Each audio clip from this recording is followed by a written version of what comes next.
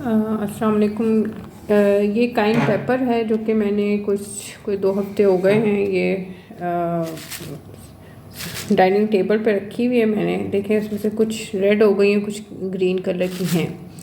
तो ये सारी काइन पेपर हैं। आप इसी तरह ख़रीद के उनको धो के, जल्दी से धो के, या विदाउट, अगर आप ना भी धोएं तो किसी गीले कपड़े से साफ़ करके इसको ट्रे में करके रख लें। और ये 2 से 3 हफ्तों में बिल्कुल ड्राई होकर रेड में कन्वर्ट हो जाती हैं। जब वो बिल्कुल ज़रा सूख जाए तो इसका पाउडर बनाएं और इसको बॉटल में, शीशे की बॉटल में करके सेव कर लें। और इसको खाने में, सुबह के नाश्ते में, रात के खाने में आप इस्तेमाल करें। ठीक है, थैंक यू, अल्लाह हाफ़िज़। Cayenne pepper will benefit your circulatory system in so many ways.